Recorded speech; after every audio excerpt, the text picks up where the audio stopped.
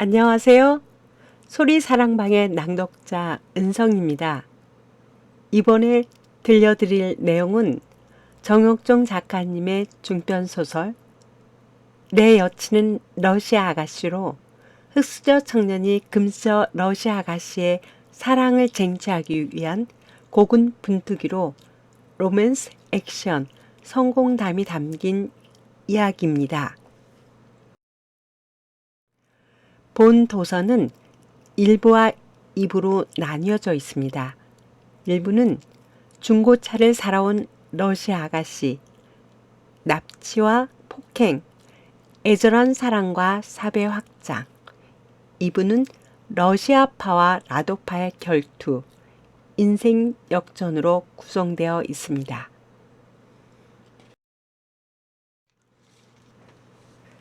4. 러시아파와 라도파의 결투. 다음날 오후 6시경 최 사장이 운영하는 국밥집 구석 자리에 4명이 둘러앉았다. 최 사장, 신태철, 김한수 옥사나 이렇게 4명이었다. 서로 간에는 이미 안면이 있었기에 반갑게 인사를 하고는 국밥과 소주를 마시기 시작했다. 오늘 안건을 말씀드리겠습니다. 하하하, 뭐 거창한 회의인가 안건이라니. 최 사장이 호탕하게 웃으면서 대답했다. 아시겠지만 옥사나가 중고차 몇 대 사서 러시아로 파는데 여기에 있던 기존 러시아 매입 상인들이 회방을 놓네요. 차 한 대도 못 사게 한답니다. 그런 중에 옥사나가 죽기 직전까지 폭행을 당했대요. 그랬어? 폭행 당했다는 얘기는 처음이네. 그랬지요. 뭐 자랑할 만한 얘기도 아니고 벌써 2달 가까이 되는 것 같네요. 한술은 이렇게 말하면서 폰을 꺼내 옥사나가 맞아서 피멍이 들고 퉁퉁 부은 눈과 코, 입, 새까맣게 멍들은 몸 몇 군데 사진을 최 사장과 태철에게 보여주었다. 이렇게 맞고도 용케 살았네. 명이 길다 길어. 아이고. 아이고 불쌍해라. 천사 같은 옥사나를 아주 묵사발로 만들었네. 둘은 옥사나를 쳐다보면서 안타까워했고 옥사나는 지난 일이 생각나는지 울컥하더니만 금세 눈물을 떨구었다. 옆에 있던 한수가 냅킨 몇 장을 꺼내 옥사나에게 건넸고 옥사나는 아무 말 없이 눈물을 찍어내고 있었다. 이거 자칫하다가 고양이가 사자에게 덤비는 꼴인데. 그러게요. 포기하라니까 고집을 피네요. 어떻게 최 사장님이 아시는 분 있을까요? 소개만 해주시면 그 다음 추진은 저희가 할게요. 그러게. 내가 예전에 큰 집에 갔을 때 쬐끔 안면이 있는 사람이 있긴 한데 이 사람이 지금도 그런 해결사 노릇을 하는지 모르겠네. 누군데요? 부산인가요? 부산은 아니고 목포인데 과거 한때 무슨 파라고 조직 폭력배 노릇을 했다고 하더군. 그런 사람이 있어요? 그 사람을 소개해주면 되겠네요. 우리 집도 알아. 지난 봄에도 친구들 데려와서 내가 국밥 한 그릇씩 주었더니 아주 좋아하더구만. 지금도 해결사 노릇할까요? 글쎄, 그런 일 안 한 지가 오래되었다고 한 것 같은데 남들에게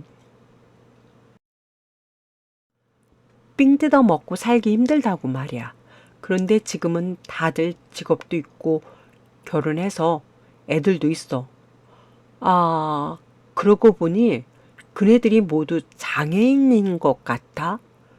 의수나 의족을 하고 왔었어. 네, 장애인이요? 손발이 없는 사람들이 어떻게 싸움을 하나요?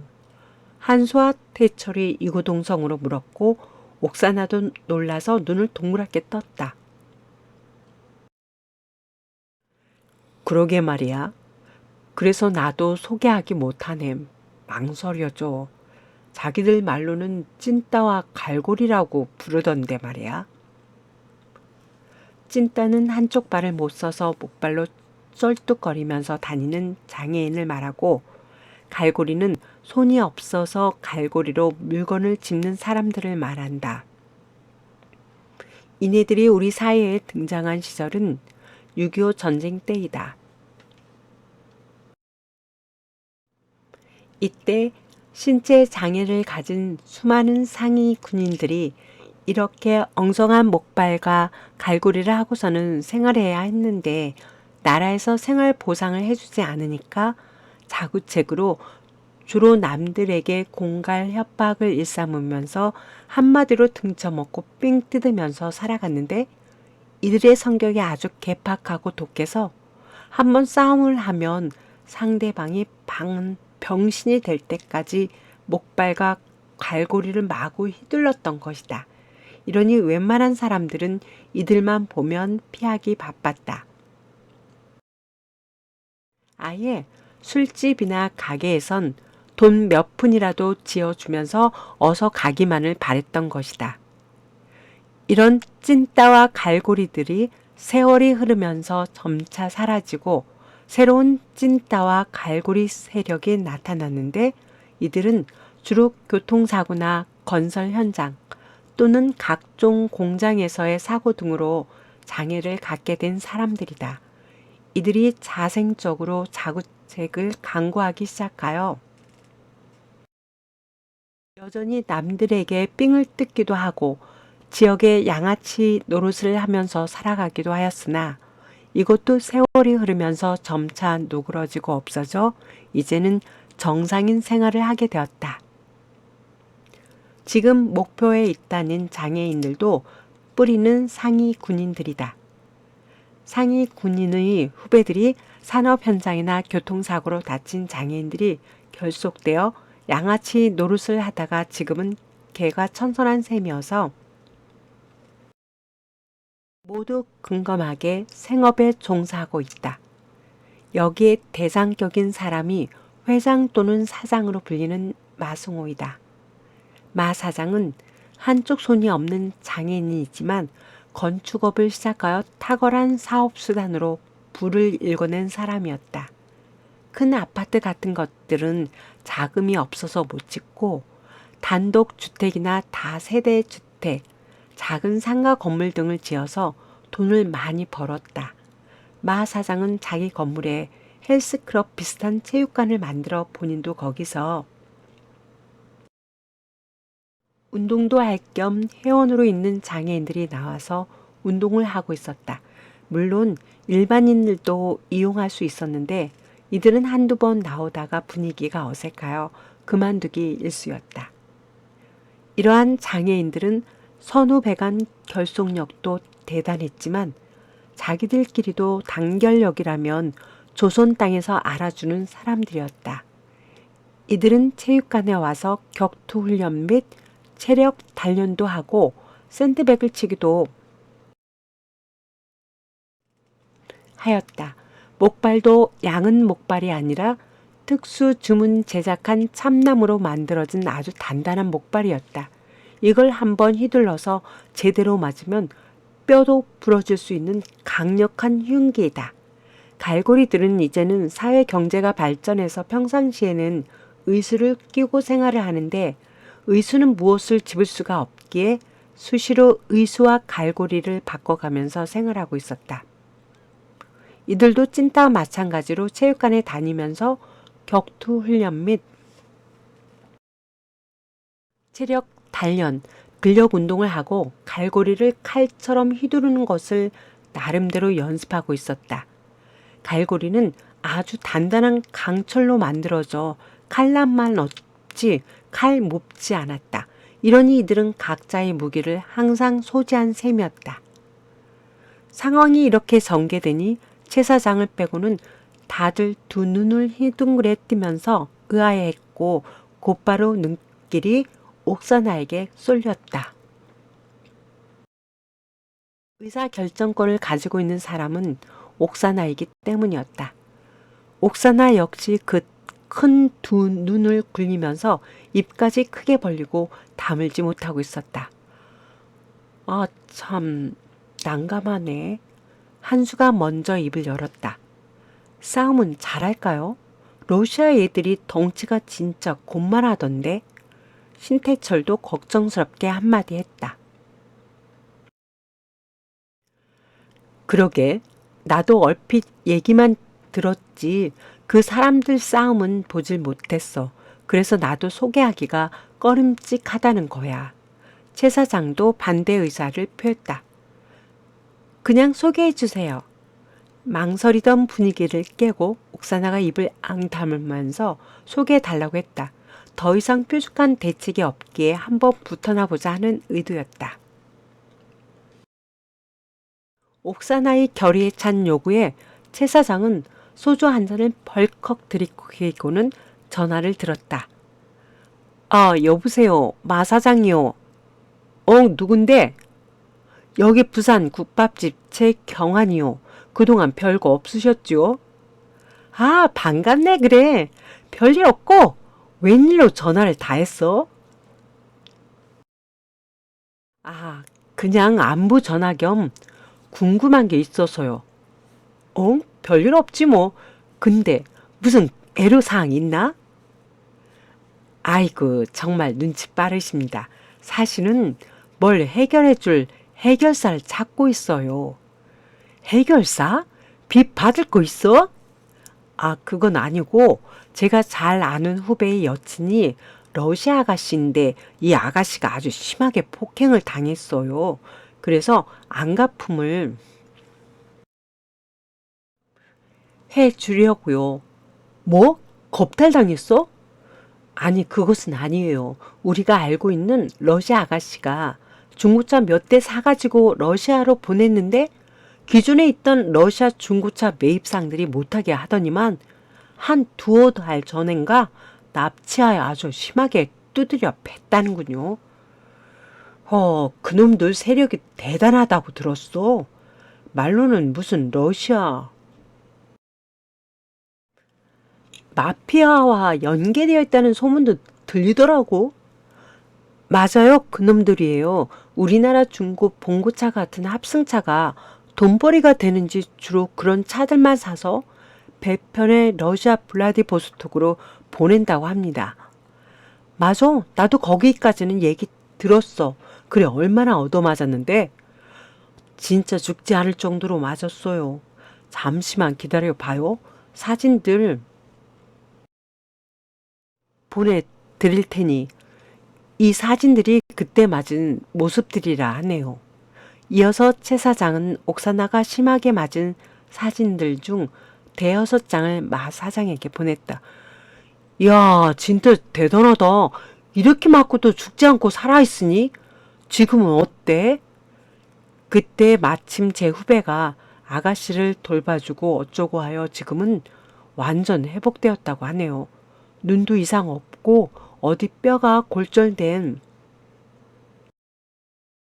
도 없이 심한 타박상만 입었다고 합니다. 하여간 대단한 놈들이다. 연약한 여자를 이렇게 때리다니. 그래서 그놈들을 좀 손봐 달라는 것인가?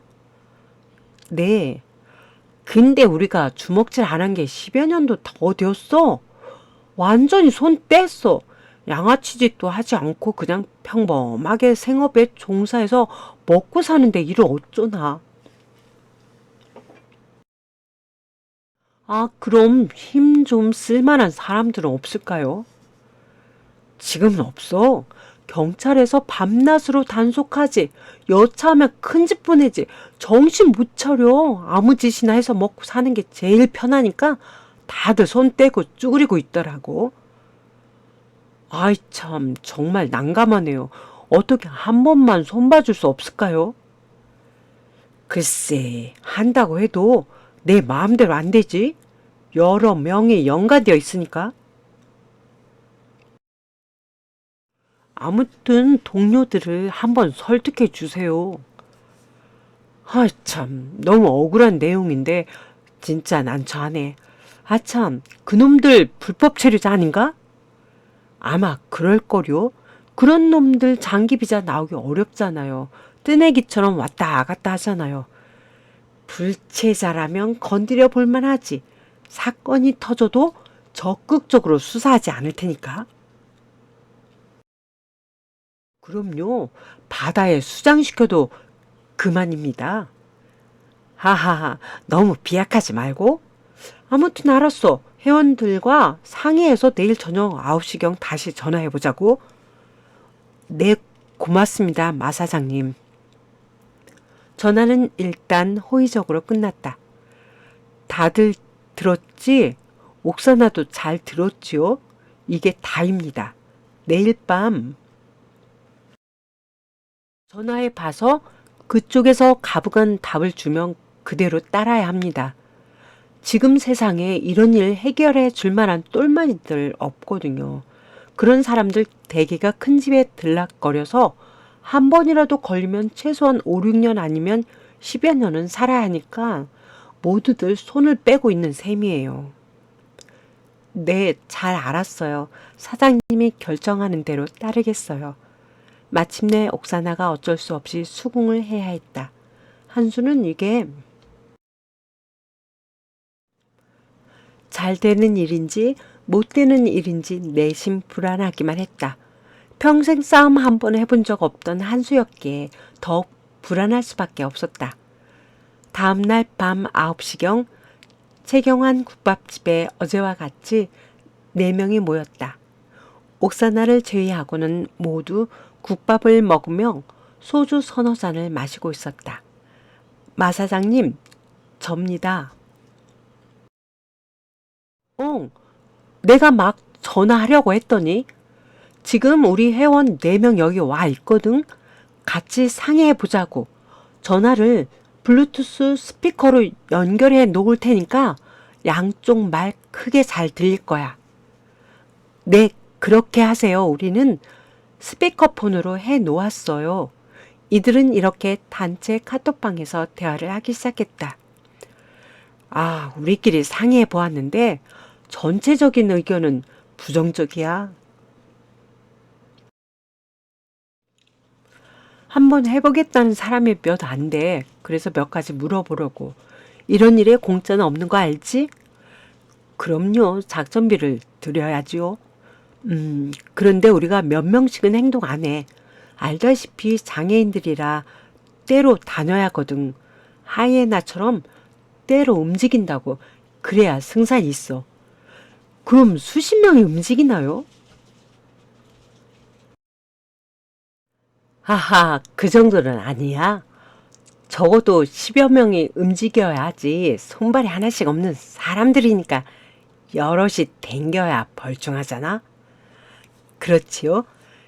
그런데 만약 대결을 한다면 러시아 놈들은 몇 명이나 나올까? 잘 모릅니다. 옥사나가 맞을 때는 4명이었다는데 아마 그 숫자보다는 더 나오겠지요? 그렇지? 그럼 연락처는 있어? 네, 옥사나가 맞을 때 그놈들이 명함 한 장을 던져주었답니다. 혹시 연락사항 있으면 연락하라고 했다네요. 그럼 잘 되었네. 일단 간단히 시비를 걸어 봐야겠네. 전번 보내봐. 이에 옥사나는 사진 찍어 두었던 명함을 보여주고 최경환은 그 번호를 불러주었다. 한국 핸드폰 전화번호로 이름은 바실리였다.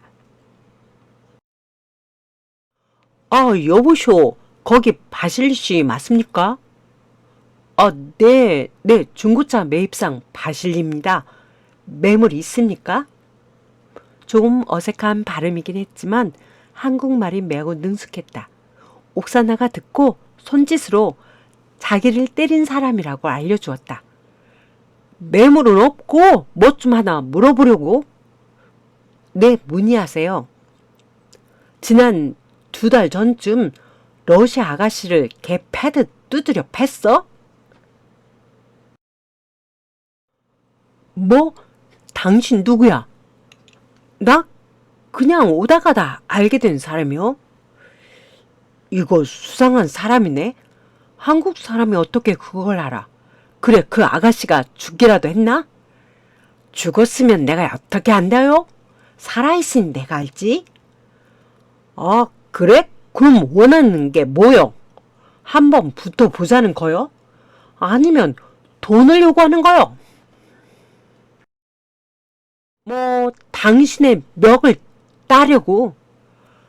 뭐 이런 쌍놈의 새끼가 우리가 누군지 모르고 얌마 당장 나와. 네 멱부터 따줄 테니. 지금 못 가?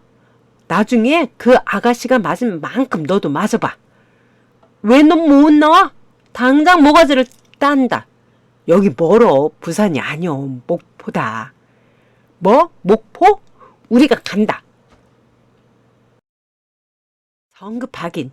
지리도 잘 모르면서 내일 밤에 만나자. 부산에서. 좋다. 몇 명이 나오냐? 개박살을 낼 테니. 시비 걸자마자 단방에 그놈이 걸려들었다. 너부터 말해, 로스케 놈들아. 이런 쌍놈의 새끼가 쥐새끼 같은 놈들이 입만 나불거리네. 우리 8명 나간다. 곰 같은 헤비급 8명이다. 고리야 지새끼들 한 트럭 와도 문제없다. 알았다. 그 숫자에 맞춰 우리도 9명 나간다. 장소는 어디냐 이놈아. 흥분하지 마. 거기 땡땡 해수욕장 북쪽으로 차 타고 쭉 올라가면 비포장도로 나오는데 그 길로 500여 미터쯤 오르면 오른쪽에 높이가 1, 2미터 안팎의 바위들이 쭉 늘어서 있어. 이게 여우 바위고 이 지역을 여우곳이라고 해. 내비 찍으면 다 나와. 그 바위들을 건너오면 아주 널따란 모래사장이 나오는데 그곳이 격투장이요. 시간은 내일 밤 10시경. 거기 민물대는 물에 잠기니까 물 빠졌을 때 한 게임 하는겨. 좋다. 여우곳. 내일 밤 10시에 보자. 무기 쓰냐? 무기는 안 되지. 사전에 서로 간에 수색하자. 알았다. 맨주먹 격투다. 바실리는 시금벌떡 거리면서 전화를 끊고 동료들에게 이 긴박한 사실을 알려서 당장 내일 싸움 준비를 해야 했다. 일단 키가 180cm 넘고 체중도 100kg이 넘는 헤비급 선수들을 모으니 8명이 되었다. 모두들 러시아에서 한가락 하던 놈들이다. 야, 지난번에 러시아에서 온 여자애를 팬 것이 문제가 되었어. 엉뚱하게 코리아 놈들이 달려들어서 보복한다고 한다. 그때 죽여서 수장시켜야 했는데 마음 약해서 살려주었더니 이게 화근이 되었다. 내일 싸움으로 코리아 쥐새끼들 찍소리 못하게 하자. 아예 쥐도새도 모르게 바닷물에 수장시키자. 뭐 별거 아니야. 한 주먹거리도 안 되는 곳을 그럼 우리가 8명 나가면 걔들도 8명 나오냐? 그러기로 했어. 한두 명 더 나와도 그게 그거다. 무기 없이 맨주먹 격투로 싸우기로 했지만 걱정 없다. 맞아. 별 신경 쓰지 말고 저녁 때 보드카나 한 잔씩 먹고 가자. 오케이. 이번에 나오는 놈들 모두 죽여 바다에 수장시키자. 그러면 진짜 후환이 없을 거다. 맞아. 그렇게 하자. 이들은 벌써부터 승리한 듯 의기양양하게 건배까지 했다. 이렇게 해서 대결 날짜가 정해졌다. 마 사장은 이어서 최 사장에게 물었다. 야, 이거 진짜 진행되네. 그런데 말이요. 잘 알다시피 수고비를 받아야 하는데 세상에 공짜는 없잖아. 회원들도 위험하고 잘못 걸리면 10여 년 살고 나와야 할지도 모르잖아. 아, 그럼요. 당연히 수고비를 드려야죠. 대충 얼마나 될까요? 우리끼리 상의했는데 착수비로 먼저 500만 원 선입금하고 격투 끝나면 승패와 상관없이 500 주고 만약 우리 편이 이긴다면 성공 보수비를 더 받아야 하니까 1000만 원은 더 받아야겠네. 모두 2천만 원이지. 큰 돈이긴 한데 10명이 나누면 200만 원씩밖에 안 돼. 그러니까 신중히 생각해봐. 정말로 큰 돈이었다. 옛 회사상 김한수, 신태철이 또 크게 놀라면서 옥사나를 쳐다보았다. 좋아요. 제가 드리겠습니다. 내일 아침에 먼저 500 보내드리고 그 놈들을 다 처치해서 완전히 이기면 성공 보수비까지 1,500만 원은 그 자리에서 현금으로 드리겠습니다. 야, 시원하게 답해줘서 좋습니다. 그럼 내일 밤에 봅시다. 장소는 내비 찍으면 다 나오니까 아참 근처에 오면 안 되고 저 멀리 떨어져서 만원경으로 보세요. 내리 음력 열흘이니까 달빛만 있다면 움직이는 그림자처럼 싸우는 모습이 어른어른 보일 겁니다. 네, 고맙습니다. 진짜 옥사나는 여장부이자 재력가였다. 옥사나는 이번 기회에 러시아 중고차 매입 상들을 아예 제거하려고 마음먹고 있는 것이었다. 마 사장님, 결투를 하는데 무슨 파하는 조직 이름은 없나요? 무슨 파? 왜 조폭 영화 보면 족제비 파니, 늑대 파니 하는 조직 이름 있잖아요. 허허, 그거 젊었을 때 한때 있었는데 지금은 없어. 그냥 친목 단체로 운영하니까. 친목회 이름은 대진회인데 어째 쌈판에 걸맞지 않네? 그러면 그냥 전라도에서 전자를 빼고 라도파면 어떨까요? 그래야 러시아파와 라도파의 결투가 되는 셈이죠. 야, 그거 멋진 발상인데 어찌든 좋다. 그럼 우린 지금부터 라도파다.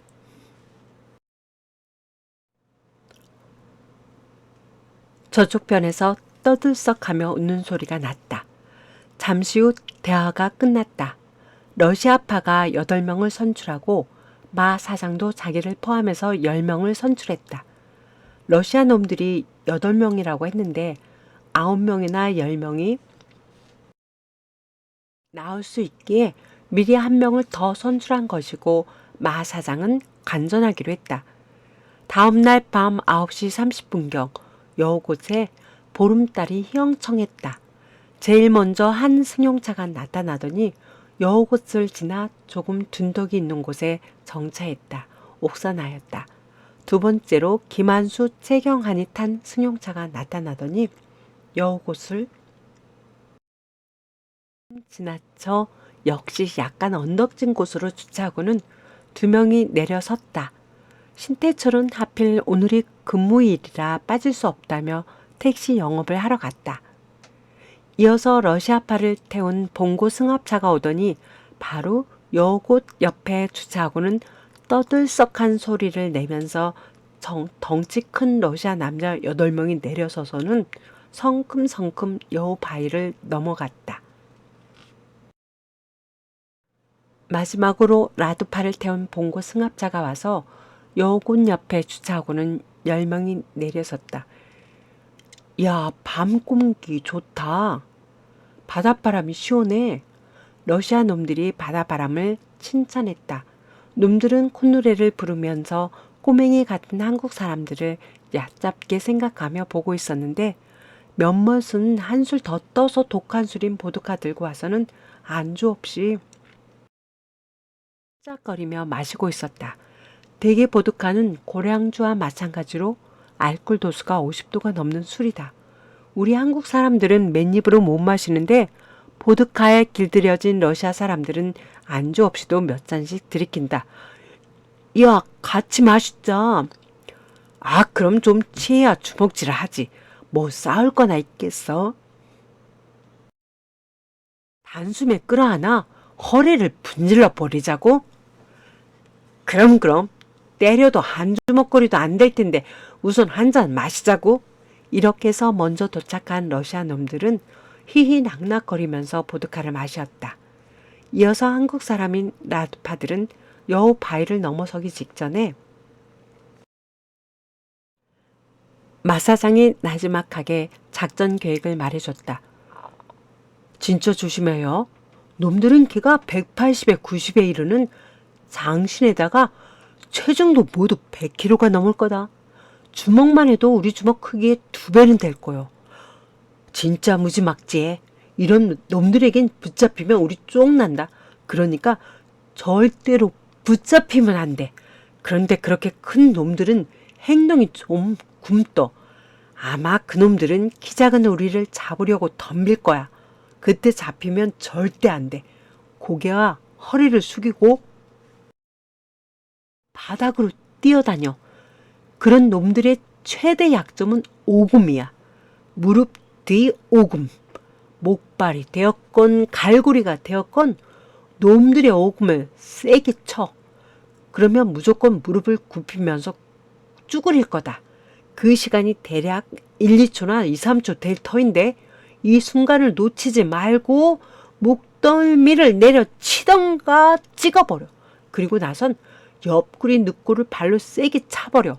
우리가 신고 있는 작업화는 못도 들어가지 않는 단단한 밑창이야. 이런 작업화로 세게 차버리면 늑골 한두 개는 그대로 버려.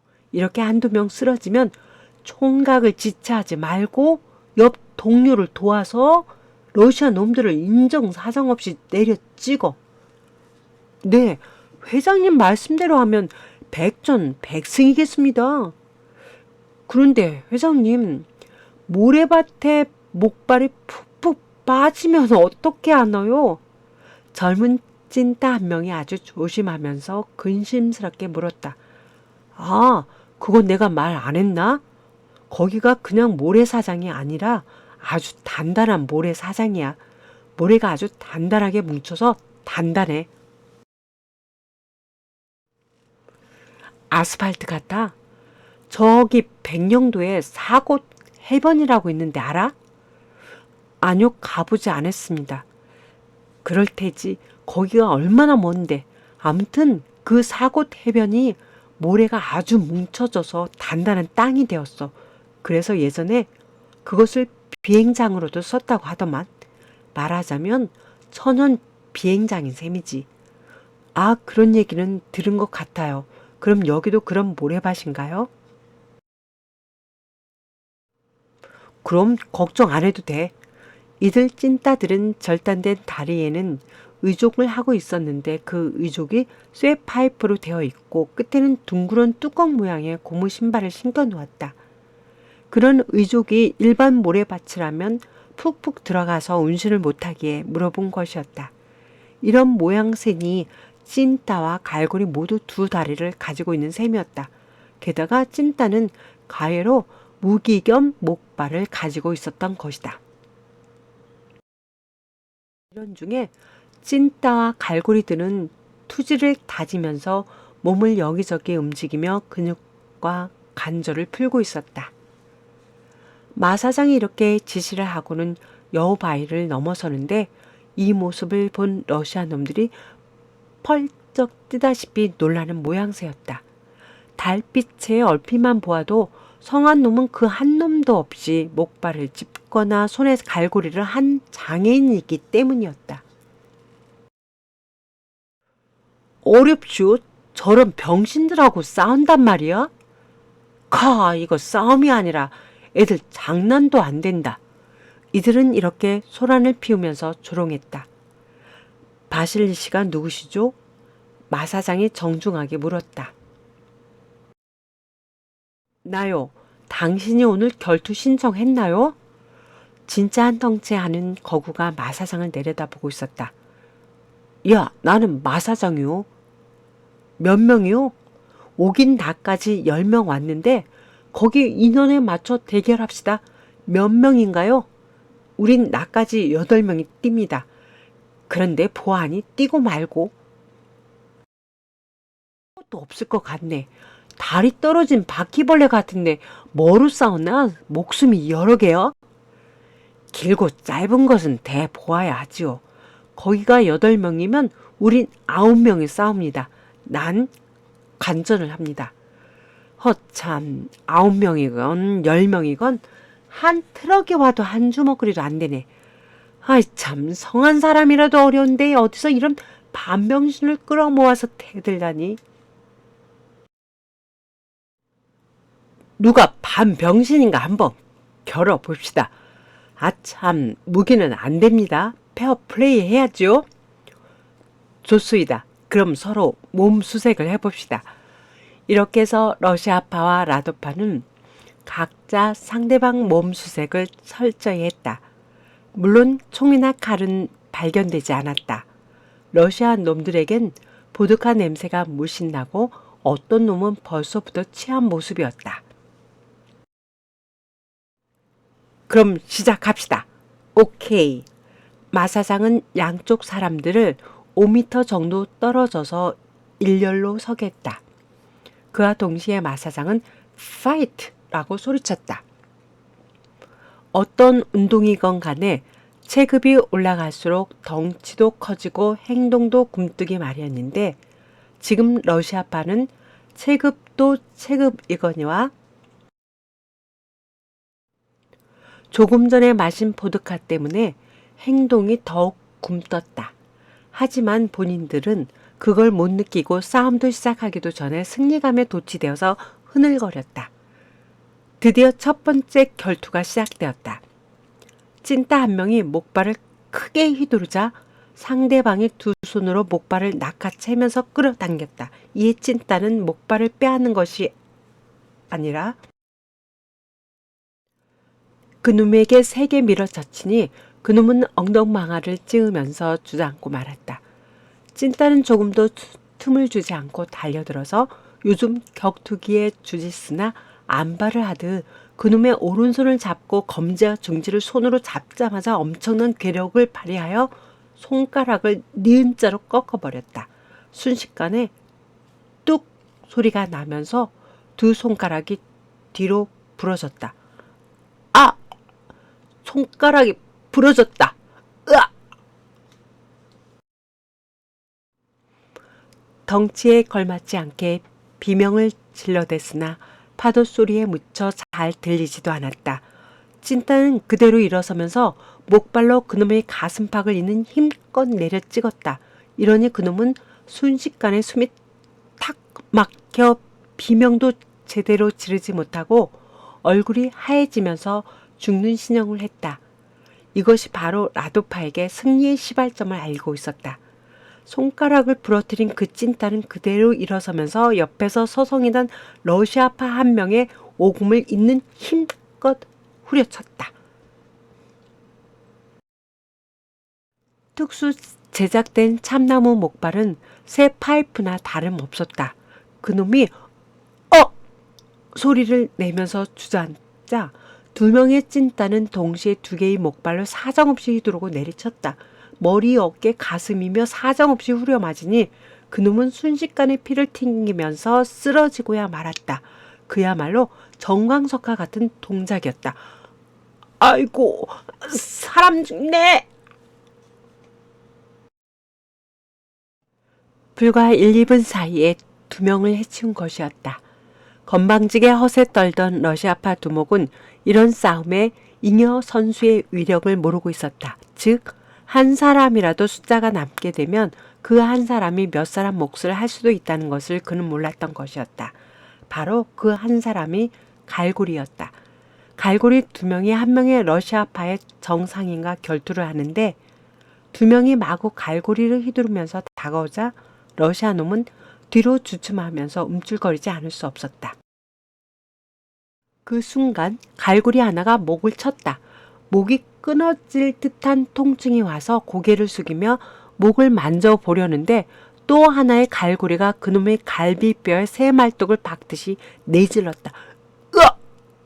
그놈 역시 비명도 제대로 못 지르고 쓰러지자 두 개의 갈고리가 머리며 어깨, 가슴을 집중적으로 내리쳤다. 이것은 마치 망치로 얻어맞은 듯 무지한 고통이 왔다. 마침내 그놈도 정신을 잃고 말았다.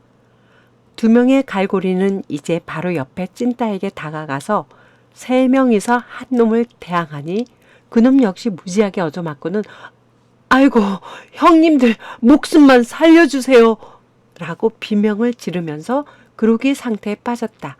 순식간에 상황이 이렇게 전개되니 이제껏 서성이던 목 바실리가 싸움에 합류했지만 누군지도 모르는 목발과 갈고리에 얻어맞기만 했다. 그때였다. 희미한 어둠 속에서 칼이 번쩍였다. 형님, 이놈 칼 들고 덤빕니다. 뭐 찍어버려! 그 한마디에 갈고리는 그놈의 왼쪽 눈을 찍어버렸다. 아, 내 눈, 앞이 안 보여. 그러거나 말거나 갈고리는 그놈의 면상을 마구 때려서 코피가 터졌고 주먹으로 어퍼컷을 지르듯 가슴과 명치를 갈고리로 찔러대니 그놈 역시 외마디 비명소리를 지르곤 기절하고 말았다. 또 한 놈은 러시아파의 도미스키라는 작자였는데 키가 190cm 정도이고 120kg이 넘는 거구였다. 도미스키는 균형 잡힌 몸매가 진짜 일품이고 면상도 반반하게 생긴 작자였다. 이런 작자인데 라도파는 어쩌다 보니 단신인 이상구라는 찐따와 맞붙게 되었다. 줄을 서다 보니 그리 된 것이었다. 이상구는 키가 170cm 정도 되는데 몸이 아주 다부졌다. 기구 운동을 엄청나게 해서 대흉근이 마치 여자들 가슴처럼 크게 발달했고 활배근을 펴면 새 날개 같았다.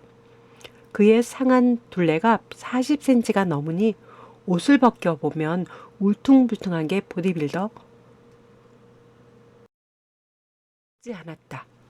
이 사람은 오른쪽 다리를 못 써서 목발을 짚었는데 어려서 교통사고가 나서 무릎 아래로 절단했다고 한다.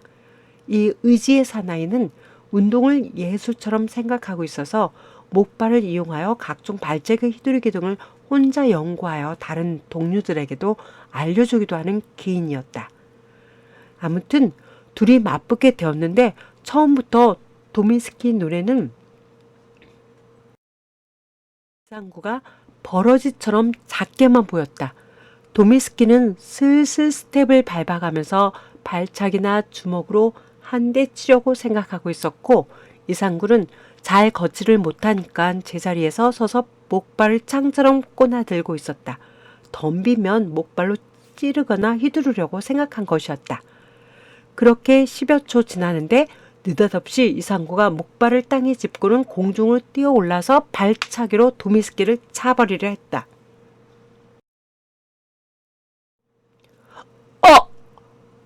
도미스키는 예상치 못한 공격에 급히 몸을 뒤로 빼면서 발길질을 피했다. 그러나 이상구는 순식간에 땅에 닿는 발을 튕겨 오르게 하면서 목발을 아주 크게 휘둘러 도미스키의 오른 발목을 세게 가격했다. 아주 세게 야구 방망이로 얻어맞은 듯 발목에 엄청난 통증을 낀 도미스키는 본능적으로 허리를 굽히고 발목을 만져보려고 했다. 그때였다. 이상구는 1초의 틈도 주지 않고 목발로 도미스키 목덜미를 세게 내쳤다. 참나무 목발로 상대를 세게 내리치면 목에는 각종 신경과 혈관이 몰려 있어서 순식간에 목뼈가 부러지거나 죽을 수도 있었다. 도미스키는 비명을 지르면서 그대로 엎어졌다. 쇼크로 기절한 것이었다.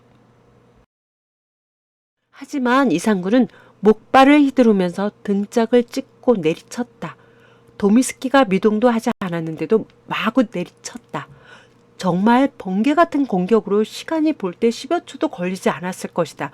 연이어서 이상구는 옆에 갈고리를 도와서 목발을 휘두르기 시작했다. 이렇게 잔인하게 덤벼들자 러시아파들은 주춤거리면서 꽁지를 빼려 했다.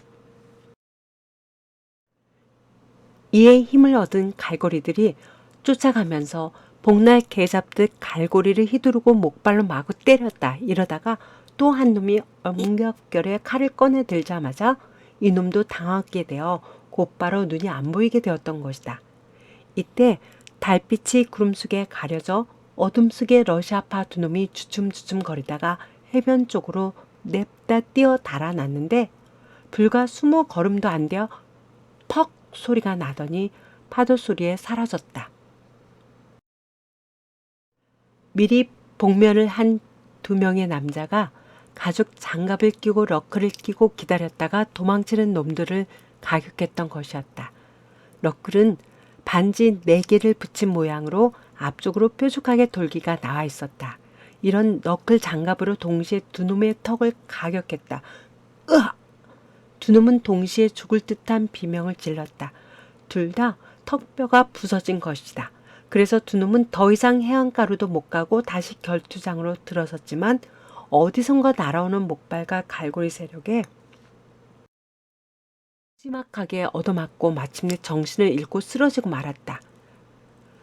복면을 한 두 남자는 옥사나가 그 아무도 모르게 모스크바에서 데려온 보디가드인 경호원이었다.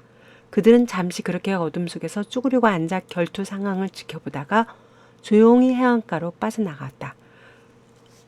아이고, 형님들 잘못했습니다. 항복입니다. 항복. 드디어 두목 바실리가 항복을 외치면서 무릎을 꿇었다. 몇몇 놈들도 머뭇거리다가 모두 무릎을 꿇고 항복이라고 소리쳤다. 그 외의 놈들은 기절했는지 죽었는지 바닥에 널브러져 있었다. 그러니 라도파는 팡팡 뛰어다니는 다람쥐 같다면 러시아파는 바닥에서 꾸물꾸물하며 어그적거리는 군뱅이 같았다. 이제까지 총 러닝 타입이 10여 분도 채 안 걸렸을 것이다. 뭐 항복? 이 자식들이 우리더러 다리 떨어진 바퀴벌레라고 하더니 이제 보니 대가리 떨어진 바퀴벌레네. 주둥이만 살아서 허풍 떨더니 꼴 좋다. 라두파의 대장격인 마승호가 씩씩대면서 한마디 했다. 바실리는 맨 앞에서 꿇어 앉아 있었지만 찍소리도 못하고 거친 숨만 몰아쉬고 있었다. 야, 네가 바실 대빵이지? 예. 네가 옥사나를 묶어놓고 개 패듯이 두드려 팬 놈 맞지? 아이고, 잘못했습니다. 야, 임마, 연약한 여자를 묶어놓고 어떻게 내 놈에서 린치를 해, 어? 네 놈들이 사람이냐? 잘못했습니다. 죄송합니다. 살려만 주십시오. 뭐 살려달라고? 아니지. 응당한 대가를 치러야지. 얘도 찍어. 이 말 한마디에 옆에 있던 갈고리가 바실리의 왼쪽 눈을 갈고리로 찍어 앞이 안 보이게 했다. 그와 동시에 목발을 들고 있던 찐따가 무릎 꿇고 있는 바실리의 오른쪽 발목 뒤쪽의 인대를 아주 세게 내려쳤다. 아! 바실리는 순식간에 왼쪽 눈을 다쳐 앞이 안 보였고 발목 인대까지 끊어질 듯한 아픔에 온몸을 비틀었다. 얌마, 너도 오늘부터 찐따로 살아봐, 어? 아이고, 형님, 목숨만 살려주세요. 그놈은 기절도 하지 않고 고통을 참아내고 있었다.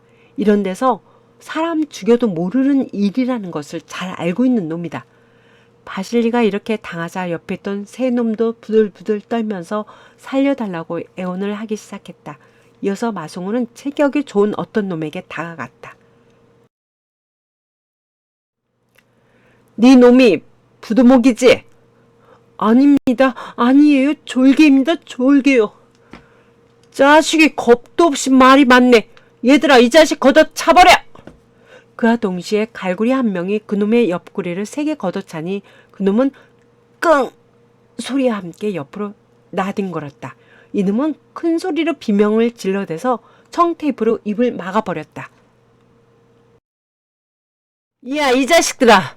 누가 부두목이야? 언망 말 안 하면 죄다 애꾸로 만들어버린다잉! 이러니 서로들 눈짓으로 그중 한 놈을 지목해야 했다. 네가 부두목이야? 아, 부두목도 아닙니다. 바실리 사장 혼자서 일처리 다 했습니다. 살려주세요. 처자식이 있습니다. 이 자식이 비겁하긴. 네가 그동안 쌓아놓은 재업이 있으니 이런 지경까지 왔잖아. 선량한 사람들이 왜 이런 데 와서 싸워? 그와 동시에 작업하러 그놈의 옆구리를 세게 걷어차니 으악! 소리와 함께 나뒹굴었다. 거등아, 나머지 놈들도 목발로 발목을 한 대씩 때려. 세게 때려. 네? 한쪽이요? 두쪽이요? 그냥 목발로 세게 때려쳐. 양쪽이건 한쪽이건 당분간 다리를 못 쓰게. 네, 알겠습니다. 건영은 아직 30도 안 된 젊은이로 교통사고로 왼쪽 무릎 아래가 없다. 하지만 타고나길 체격이 좋고 운동을 많이 해서 상체 근육이 대단히 잘 발달되었다. 맞을 놈은 세 놈뿐이다. 네 놈은 자빠져서 버르적거리고 있고 두목은 목발로 발목을 맞았다. 건영은 지체 없이 엉덩이를 든 자세로 무릎을 꿇은 세 놈의 발목을 인정사정 없이 목발로 세게 내리쳤다.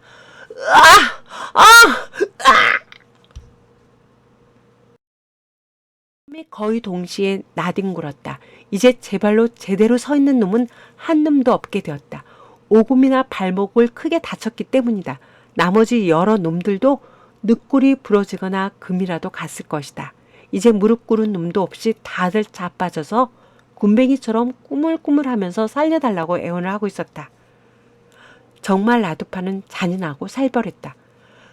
과거의 행태가 그대로 나타났는데 이것은 그동안 아주 오랫동안 억눌려 왔던 감정을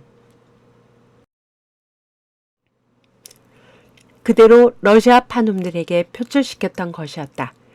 야, 바실리하고 똘마니들 잘 들어. 오늘 이 시간부로 너희들이 하던 일을 모두 멈춘다.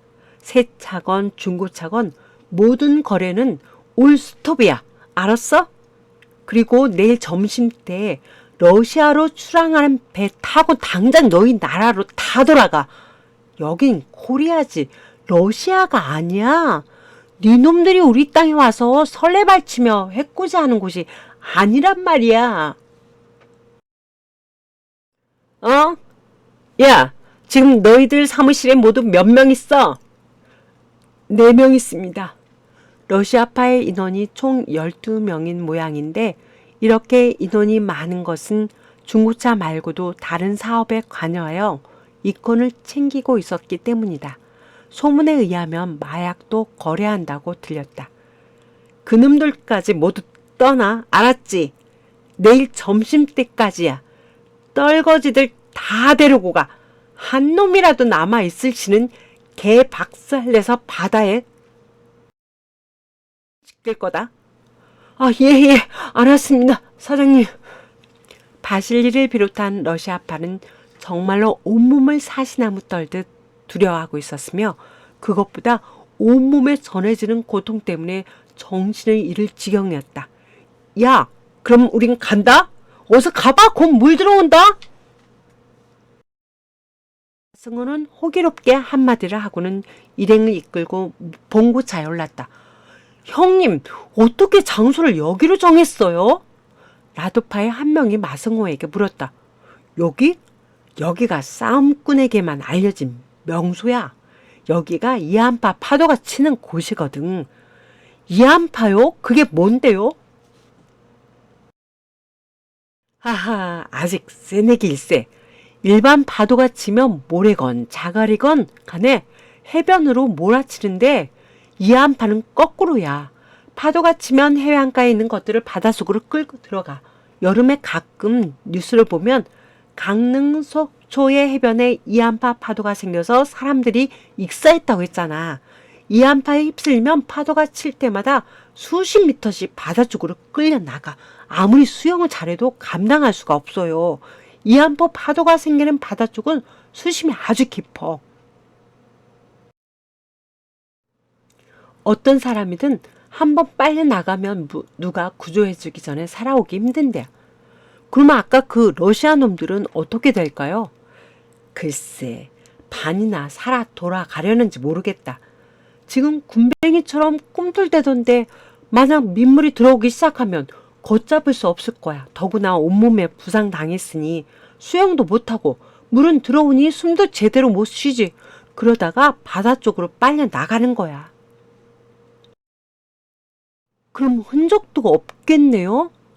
맞아. 싸운 흔적도 없고 죽었다 한들 시체도 찾을 수가 없어. 아주 깨끗해. 이야, 진짜 사장님 대단합니다. 왕년에 싸움꾼이라면 싸움터 정도는 알아둬야지. 이러니 다들 웅성거리면서 마사장 식견의 칭찬을 마다하지 않았다.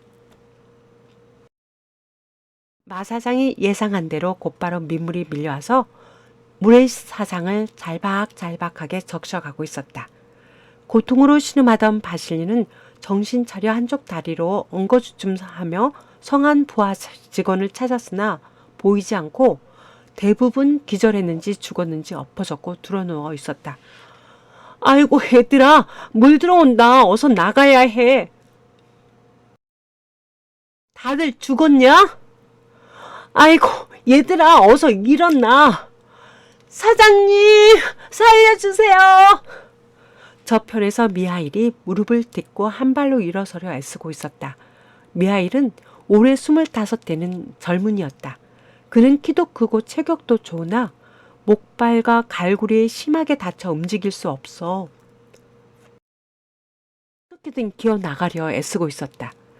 미하일 말고도 몇 명이 뒹굴거리며 살려달라고 신음소리를 내고 있었지만 파도 소리에 묻혀 들리지도 않았다. 바실리는 통증이 극심했지만 정신 차리고 한쪽 다리를 끌면서 미하일이 있는 쪽으로 갔다. 미하일, 힘내서 어서 가자. 두 다리 모두 못 쓰겠어요. 기어서라도 여길 나가야죠.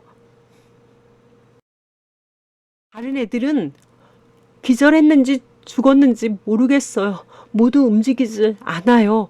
지금은 당장 여기를 빠져나가야 해요. 이런, 안 되겠다. 우리라도 어서 가자. 이렇게 해서 미하일은 기어서 가고 바실리는 한쪽 발을 끌면서 죽을 힘을 다해 하얀가로 이동하고 있었다. 그러나 민물이 들어오기 시작해서 바닷물이 아주 무서운 속도로 밀려 들어왔다. 저편에 여우바위가 보였지만 미하일은 점점 더 행동이 느려지기 시작했다. 야, 미하일, 정신 차려. 저 바위만 넘으면 돼. 사장님, 갈 수가 없어요. 허리를 크게 다쳤는지 다리에 아무 감각이 없네요. 그래도 정신 차려. 손 힘으로 기어가야 해.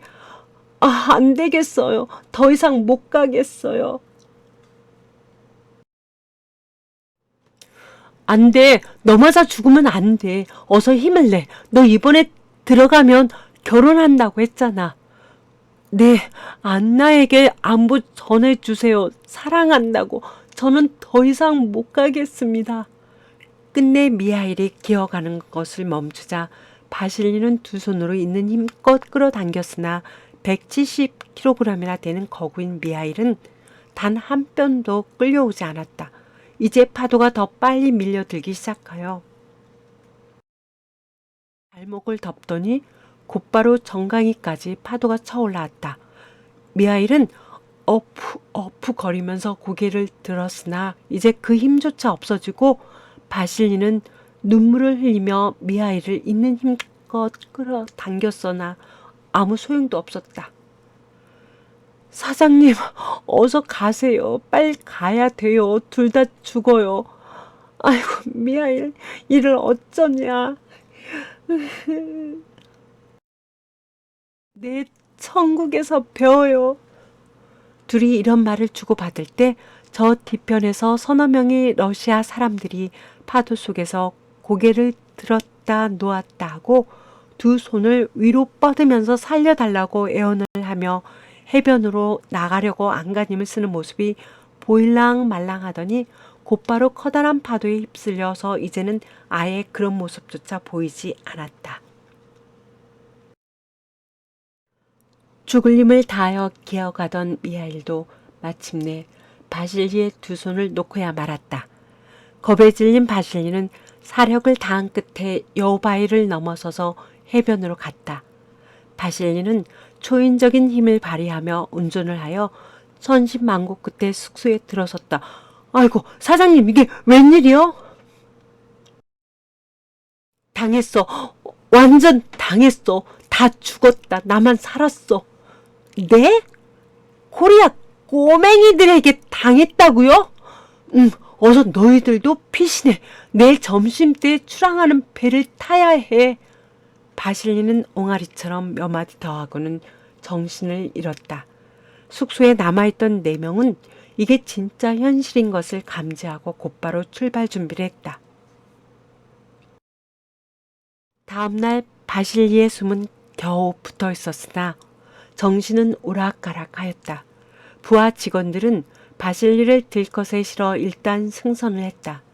배는 오후 1시에 출항하여 고국 땅인 러시아로 향하고 있었으나 바실리의 숨결은 점점 옅어지더니 밤 11시경 잠이 든 것처럼 조용히 숨을 거두었다. 부하들은 크게 낙심하면서 선원들 모르게 바실리의 시신을 바닷물 속에 수상시켰다. 여우곶 이안류 파도의 힘은 굉장했다. 여우곶 모래사장에 널브러져 있던 러시아파 7명의 시신을 파도가 몰아쳐 바닷속으로 끌고 가더니 아예 아주 깊은 바닷물 속에 수상시켜 버렸다. 이제 여우곶 해변은 종전처럼 아무 일도 없었던 것 같이 파도 소리만 크게 들려왔다. 한편 먼저 여우곶에서 빠져나온 라도파를 반갑게 맞아준 사람은 당연히 김한수와 최 사장이었다. 최 사장은 마 사장에게 묵직한 검은 비닐봉지를 3묶음을 건넸다. 성공 보수비를 포함한 한 묶음당 5만 원짜리 100장, 500만 원 3묶음으로 1,500만 원이었다.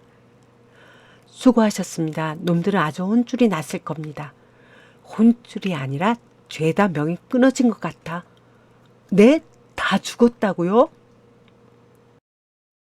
선수와 최 사장이 기겁을 하며 걱정 어린 표정을 짓자 마 사장은 담담히 말했다. 걱정 마. 바다가 다 해결해 줄 테니. 암튼 수고하셨으니 돌아가서 국밥 한 그릇씩 드시고 가세요. 아니 여기서 얼쩡거려서 안 돼. 어서 여길 빠져나가지. 아 그렇군요. 그럼 조심히 가세요. 이렇게 해서 그들은 작별을 했다. 5. 인생 역전.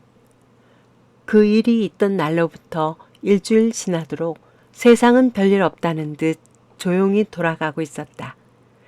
일주일 지난 후 택시 기사인 신태철로부터 전화가 왔다. 그날 어떻게 놈들 처리했다냐? 다시는 발 붙이지 못하게 했다고 하더라. 한수는 러시아 놈들이 다 죽었을 거라고는 말하지 않았다. 그 말이 맞는 모양이야. 지금 러시아 중고차 매입하는 놈들이 한 놈도 없나 봐. 그래서 일주일 사이에 중고차 가격이 팍팍 떨어진대. 뭐? 그 놈들이 사라지고 중고차 가격이 떨어진다고 누가 그래? 어떤 손님이 그러더라고. 그래서 내가 알고 지내는 딜러한테 전화했더니 러시아 매입 상인들이 없어져서 가격이 폭락 중이라고 하더라고. 그 놈들이 없어지면 당연히 가격이 떨어지겠지? 옥사나가 지금도 중고차 사냐? 그건 아직 몰라. 이번에 와서는 아직 한 대도 사질 않았어. 그렇구나. 아무튼 참고하라고 전화했어. 알았어. 고마워. 사실 옥사나는 집 밖에 나가지도 않고 노트북으로 이것저것 검색하거나 영화 보는 등 소리 없이 지냈었다.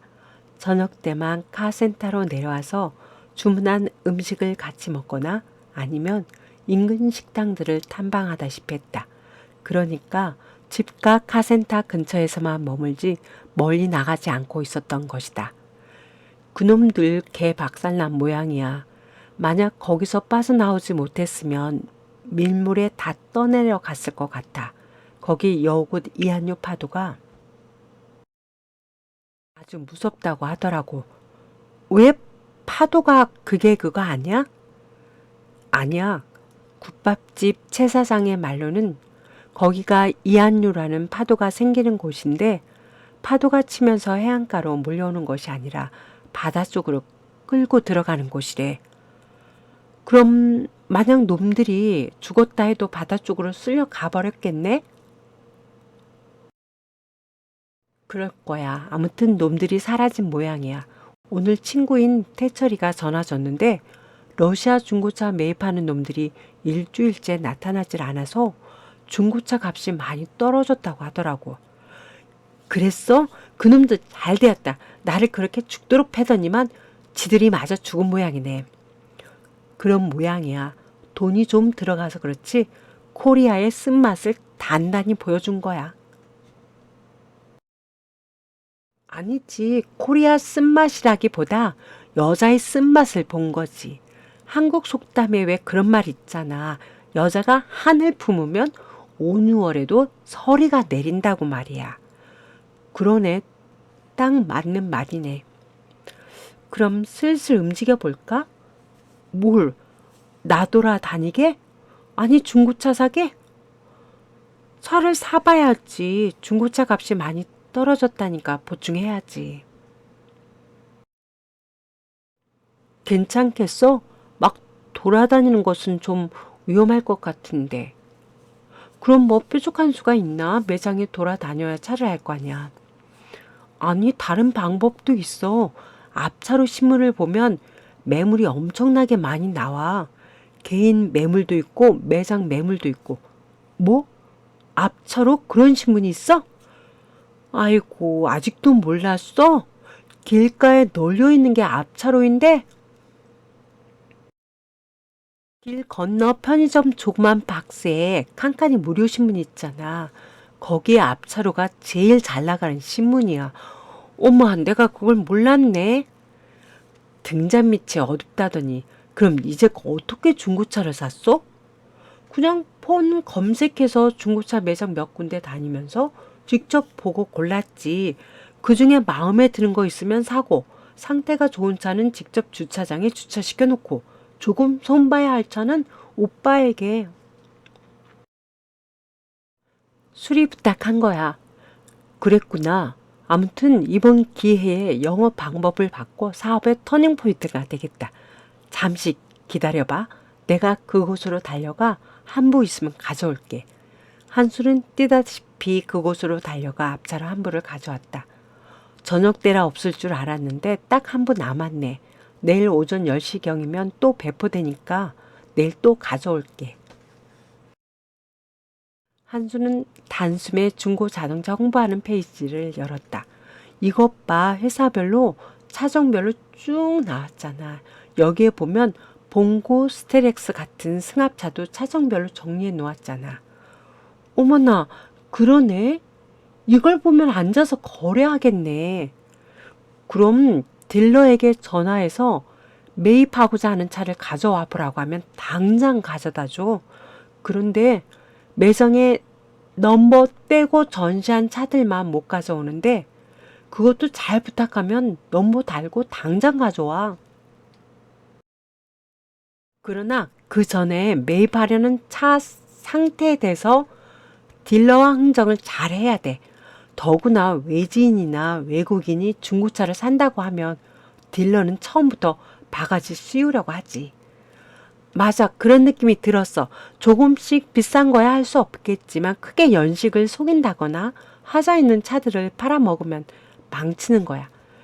그래, 그래서 차에 대해 잘 아는 사람들이나 내국인이 거래를 속지 않지.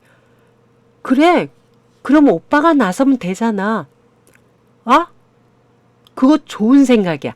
그렇지. 내가 대신해서 매입하고 옥사나가 수출하면 딱이네, 딱.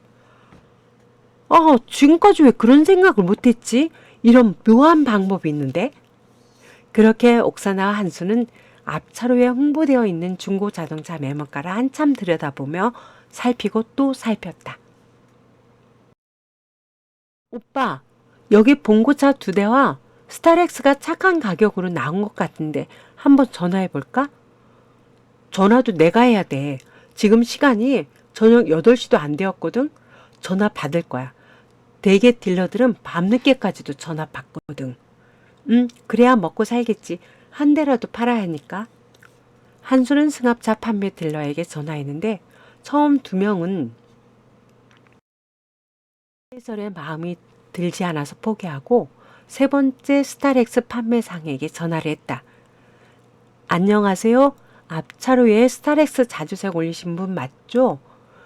네, 맞아요. 차 상태를 볼 수 있을까요? 제가 시간이 없어서 매장에는 못 가고 이리로 오셔야 하는데 언제요?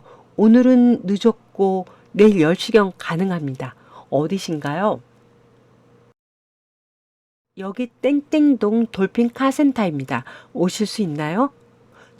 좋아요. 내일 그곳으로 가져가겠습니다.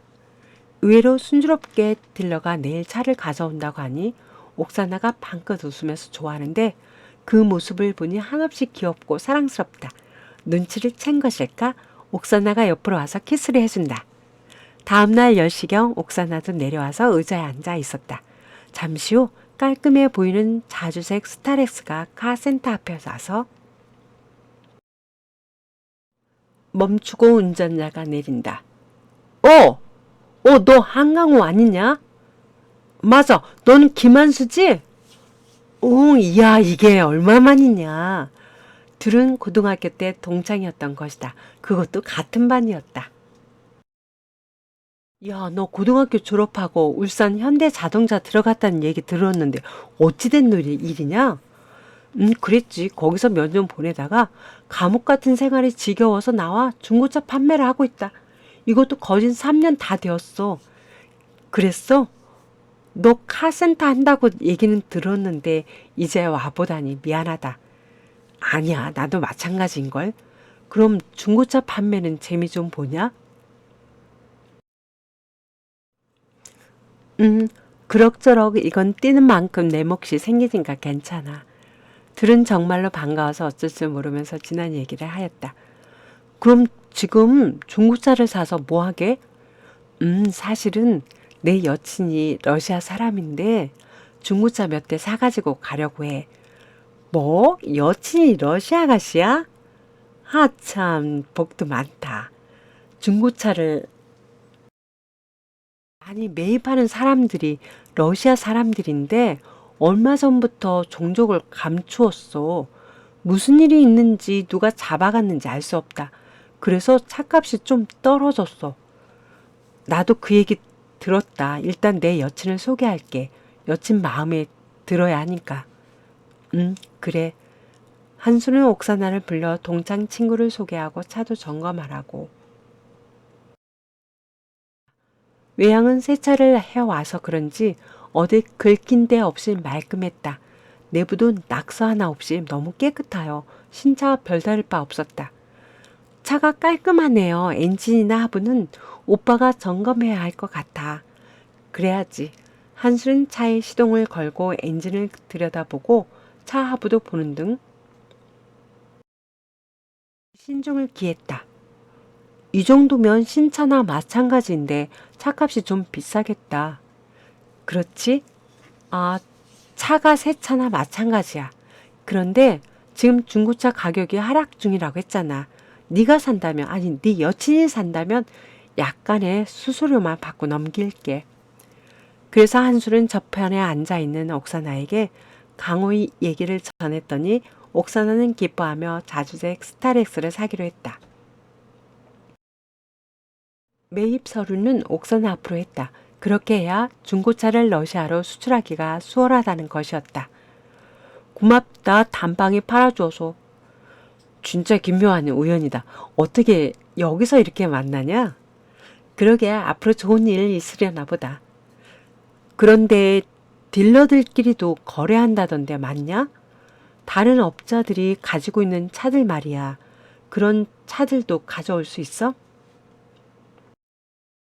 그럼 있지. 딜러가라고 해서 저렴하게 서로 간에 거래해. 공짜로 주면 안 되잖아. 그래야 피자 간에 먹고 사는 것이니까. 와, 그렇지? 그럼 잘 됐다. 앞차로에 실려있는 매물도 너에게 연락하면 거래할 수 있다는 거네? 아, 그렇다니까. 개인 매물도 가능할 때도 있어. 그네들도 그렇게 판매하는 것이 돈은 조금 더 받을지 몰라도 엄청 귀찮거든. 귀찮은 정도가 아니라 사람들이 차 구경한다고 괴롭히는 거나 마찬가지야. 그래서 딜러에게 적당한 가격으로 넘기기도 해. 어떤 때는 돈이 아주 급한 사람들은 딜러가 돈을 주고 사. 사서 가지고 있다가 판매하는 거야. 나도 얼핏 들은 것 같아. 아무튼 잘 되었다. 앞으로 너에게만 연락하면 만사 형통일 것 같다. 하하, 좋지, 좋아. 나도 한 건이라도 더 하면 코딱지만큼이라도 마진이 떨어지니까. 이야기가 이렇게 전개되니까 옥사나도 반기는 모양이 역력했다. 이제 돌아다니지 않고 정부지를 보고 마음에 드는 차 있으면 강호에게 시켜서 차를 가져와 보라고 하면 되는 것이다. 이 얼마나 편한가. 이때쯤에서 옥사나는 데리고 온 경호원 2명에게 수고비를 두둑히 주고 러시아로 돌려보냈다. 생각지도 않았던 고교 동창을 만나서 옥사나의 사업에 날개를 달아주게 생겼다. 야, 차 가져올 때 키로수 속일 생각 눈꼽만치도 갖지 마. 다시 방 뜯은 흔적만 있어도 안 돼. 있는 대로 갖고 와. 엔진하고 미션, 전기 계통은 내가 볼 테니까 넌 외부 상태, 타이어, 시트 등을 잘 살펴봐. 운전석, 조수석, 시트 커버 낡고 주저앉았으면 그것도 새 것이나 중고 신상품으로 바꿔. 타이어도 마모 많이 되었으면 새 것 같은 중고 있잖아. 제 짝으로 교체해서 가져와. 추가되는 금액은 서로 협의하면 돼. 알았다, 알았어. A급으로만 골라와야겠네. 새 삥은 말고 A급으로만 골라. 전에 러시아 사람들은 B급, C급도 사가던데 걔들하고는 다르지. 옥사나는 모스크바로 보내. 거기가 돈 많은 부자들이 있거든. 블라디보스톡하고는 차이가 나잖아. 그렇구나. 그럼 대략 몇 대까지 사냐? 내 마음은 아니지만 전에 보니까 한 번에 5대 사더라? 어쩌면 더 살 수도 있어. 야, 그러냐? 그런데 지금은 수십 대가 밀려 있어. 그럴 때지. 그러나 옥사나의 뜻을 아직 모르니 조금 기다려봐. 아무튼 일 돌아가는 것 보고 옥사나가 얘기할 거야. 그런데 네 여친을 뭐라고 부르냐? 호칭이 좀 애매하다. 아이, 그냥 형수라고 불러. 형수? 아, 무슨 형수냐? 뭐 어때? 내가 생일이 너보다 빠른데. 그럼 재수라고 부를래? 우리니까 형수가 편해. 그렇다고 사모님이라고 부르기도 그렇고 사장님도 그렇고 안 그러냐? 하긴 네 말도 일리가 있다. 어쨌든 중고차 구입은 형수가 주도하니 형수가 물주네? 맞아. 옥사나가 최종 사인을 내려야 돈이 오가니까. 돈 많은가 보다. 그런가 봐. 모스크바에서 금수저쯤 되는가 봐. 나는 잽도 안 돼. 아, 그렇구나. 아무튼 잘해봐. 토정 비결에 보면 금년 운수는 우연히 기인이 나타나서 사업이 번창하리라 라는 문구가 있는데 지금 그런 형국이었다. 옥사나는 우연히 한수의 동창을 알게 되면서 전혀 새로운 방법의 사업이 전개되기 시작된 것이었다.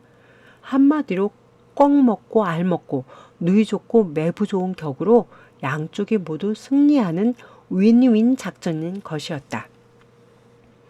과연 이 방법은 아주 놀라운 결과를 가져와 불과 일주일 만에 만한 승합차 10대를 구입했다. 옥사나는 싱글거리면서 좋아했다. 이야, 진짜 대단한 여자다.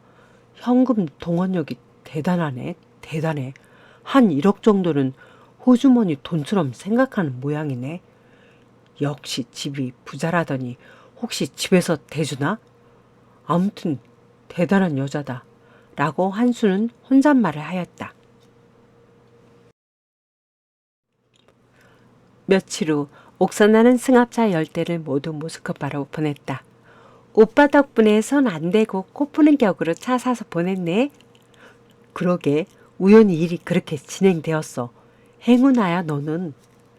허허, 행운도 노력해서 얻는다며. 옆에서 오빠가 이렇게 도와주니까 편하게 돈을 벌 수 있는 거지. 오빠 고마워. 옥선아는 한수에게 고마워하며 정말로 만족해하였다. 오빠, 이번 일요일 휴무지? 그럼 토요일 조금 일찍 끝나고 우리 데이트하자. 남들처럼 영화도 보고 근사한 데 가서 저녁도 먹고 그러자. 그럴까? 뭘 그럴까야? 내가 하자면 하는 거지. 보스 기질이 있는 옥사나는 어느 사이에 한 수를 조정하려 들고 있었다. 좋아. 한 4시경 문 닫으면 5시경 영화 보고 7시 30분경 식사하면 딱이겠다. 그럼 그런 시간이면 황금 시간대야. 오빠가 영화 예매해? SF 영화 개봉했어. 알았어. 그 영화 대박 났다고 하니 볼만할 거야. 드디어 토요일 오후 4시 옥사나 한술은 영화관으로 갔다. 둘은 트로메다의 침공이라는 영화를 보았다. 트로메다라는 외계인이 지구를 침공한다는 줄거리로 의뢰 그렇듯 마구잡이로 지구를 파괴하고 살상하는 내용이나 지구를 지키는 영웅이 있어 지구 평화를 되찾는 장면에서 옥사나는 박수까지 치며 좋아했다. 오빠, 그래도 재밌지? 나도 좀 황당한 사람이라서 그런 영화가 재밌어. 나도 우리 여자들은 주로 멜로물 좋아하는데 난 이런 SF나 액션 영화가 재밌더라. 내가 남자가 되려다 여자가 된 모양이야. 언니는 얌전한데. 그럴 수 있어. 집에 딸들이 여럿 있으면 그중 하나가 아들 역할을 한다고 하더라. 한마디로 선머시마가 되는 거지. 맞아, 맞아. 내가 그런 모양이야. 나한테 시집올 사람은 까딱하다가 나한테 맞고 살 거야. 야, 그 주먹으로 맞고 살려면 아예 삶을 포기해야지. 둘은 시시덕거리면서 영화관 근처에 있는 고급 레스토랑으로 갔다. 둘이는 스테이크를 시켜 와인도 마시며 얘기하니 얼마 후에는 사장이 와서 특수 제조했다는 칵테일을 권하여 칵테일도 마셨다. 대개 이런 데서 파는 칵테일은 입에서는 달달해도 실제 알코올 도수는 높아서 마시자마자 취하기 십상이다. 이제 둘은 술에 약간 취해서 기분이 사뭇 업되었다. 그런데 세상 사는 낮이 있으면 밤이 있고 오르막이 있으면 내리막이 있기 마련이다. 둘은 그렇게 좋아서 실썩거리다가 갑자기 옥사나가 생각지 않게 뜻밖의 질문을 했다. 오빠, 나 사랑하지? 죽도록 사랑하지. 나도 오빠 사랑해. 그런데 사랑한다고 결혼할 수 있을까? 응? 그게 무슨 소리야? 정말로 예상 밖의 질문이어서 한수는 술이 퍼뜩 깨고 있었다. 죽도록 사랑한다고 결혼할 수 있느냐고. 그럼 사랑하면 결혼할 수 있지. 뭐가 더 필요해? 아니지. 사랑하고 결혼하고는 좀 달라. 한국에도 연애하고 결혼하고 다르다고 하는 말이 있잖아. 서로 간에 맞아야지. 레벨이 맞아야지. 그거구나. 한술은 대번에 풀이 죽어서 고개를 떨구었다. 오빠, 대학교도 안 나왔다고 했지? 그래서 지금 알아보고 있어. 내년에 야간대학교 가려고. 대학 가고 싶어도 여력이 안 됐어. 어려서 아빠가 돌아가셨거든. 그런 말 이제 그만해. 나이를 먹었으면 내 인생 내가 개척해야지. 아예 카센터 간판 아래에 써붙여. 어려서 아빠가 돌아가셔서 대학도 못 갔다고 말이야. 아 참, 왜 그래 갑자기. 내 말이 맞잖아. 언제까지 돌아가신 아빠 탓, 엄마 탓, 가난한 집안 탓만 할 거야. 뭐 잘하는 거 있으면 하나라도 말해봐. 남 탓하지 말고. 어려서 달리기를 잘했지. 그랬어? 그럼 달리기 1등은 해보았어? 했지. 늘 1등을 했어. 그럼 그것으로 무슨 혜택 같은 거 있었나? 그런 것은 없었고, 아니 있었다고 해야 하나? 고등학교 때였지. 축구 선수로 활동하는 중에 무릎 십자 인대가 끊어졌고 연골이 파열되었어.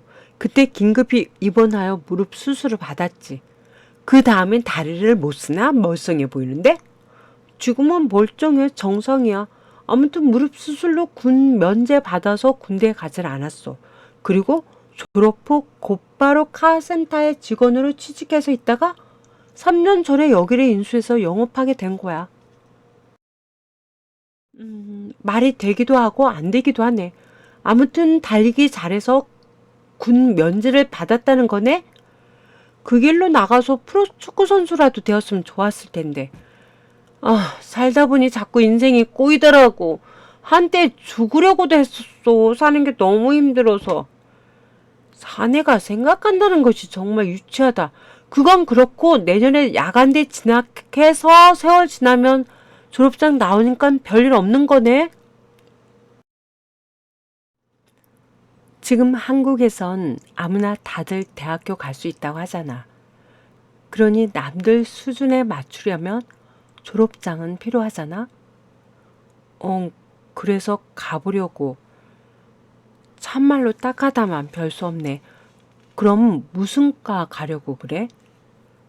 태철이 말로는 우리가 국문학과나 영문학과 같은데 갈 수는 없고 갈 만한 과가 두 개 있다고 하더라고. 경영학과와 무역학과. 그렇지? 태철 씨는 무슨 과 나왔대?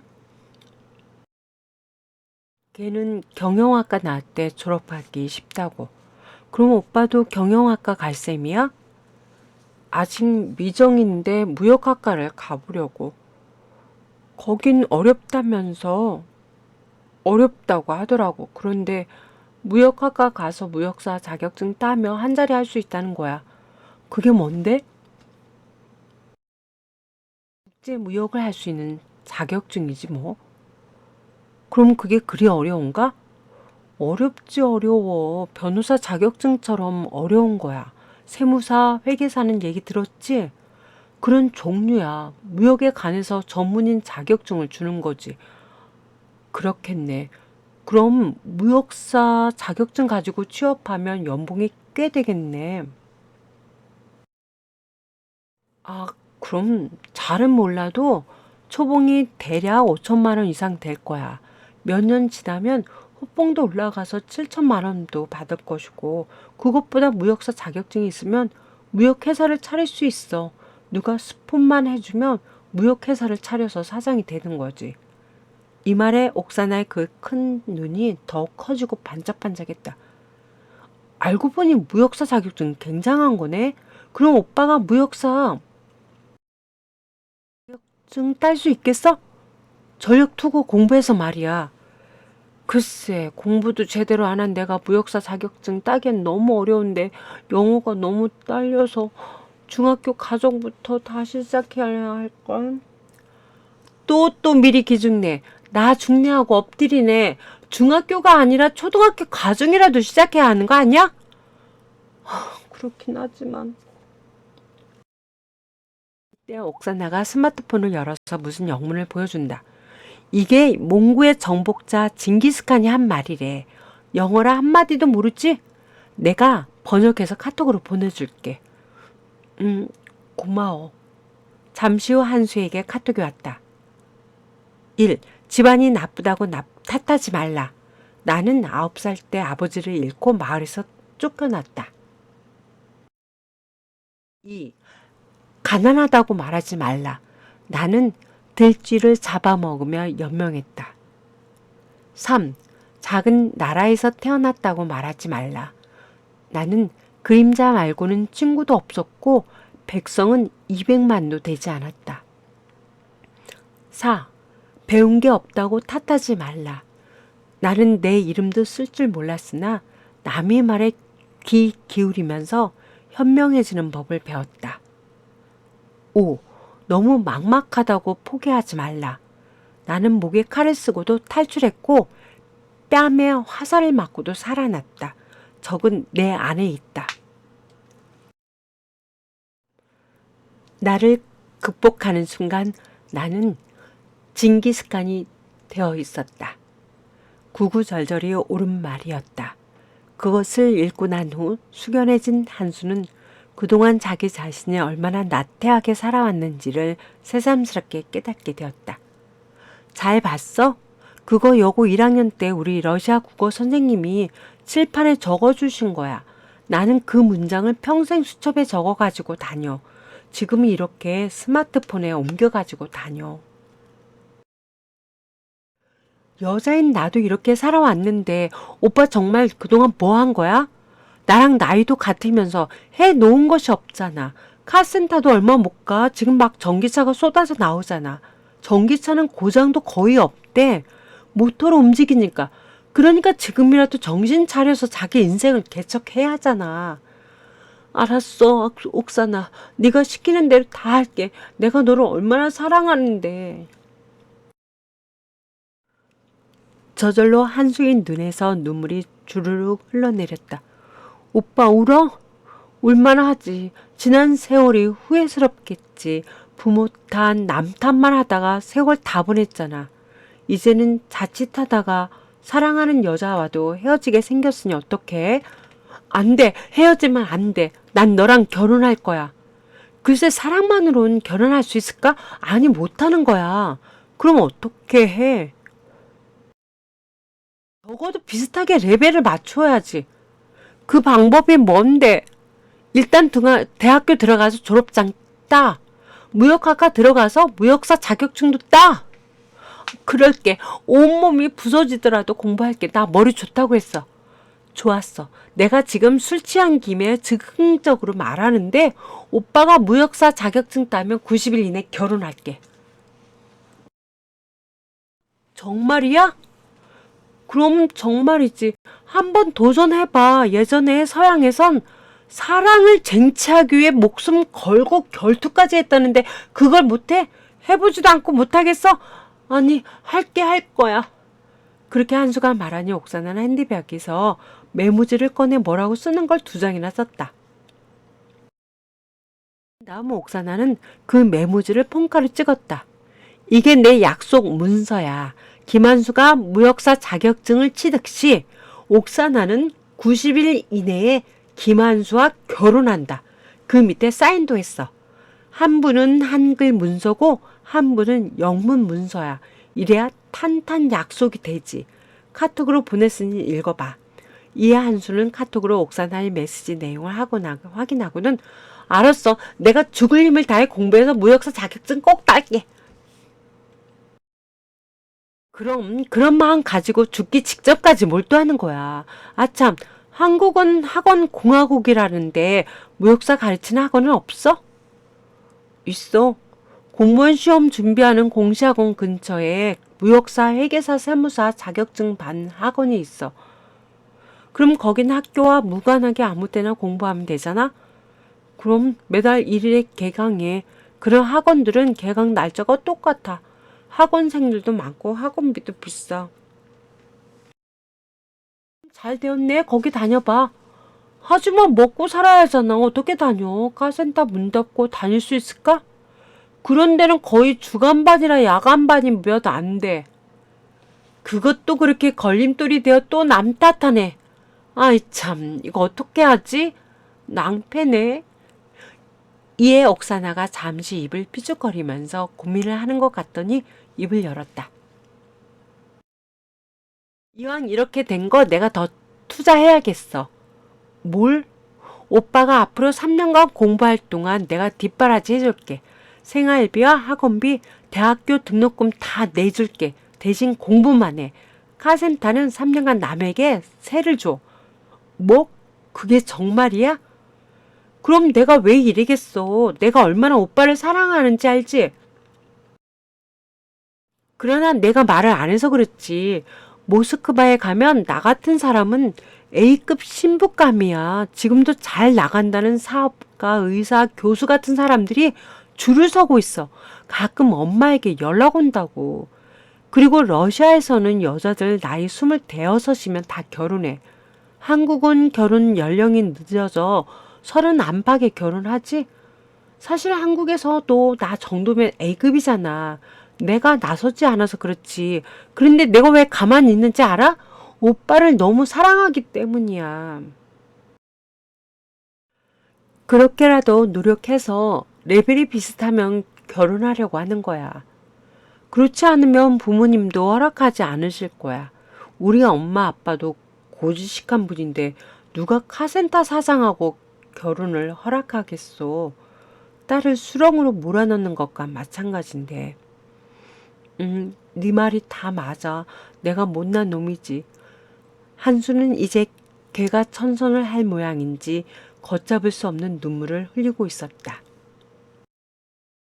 여왕 같은 옥사나는 한수에게 한참 동안 더 훈계하고는 시무룩해하는 한수를 데리고 나왔다. 그리고는 인근에 있는 고급 모텔 스위트룸으로 데려갔다. 정신적으로 충격을 받은 한수를 달래주기 위해서였다. 곧바로 한수는 앞차로 정보지에 카센터를 세놓는다고 알렸고 며칠 후에 찾아온 사람이 있었는데 알고 보니 같은 고등학교 자동차학과 3년 후배인 송재호였다. 서로 얼굴은 모르지만 만나서 반가워하며 이런저런 얘기 속에 카센터를 저렴한 가격으로 3년간 월세를 받는 것으로 계약을 했다.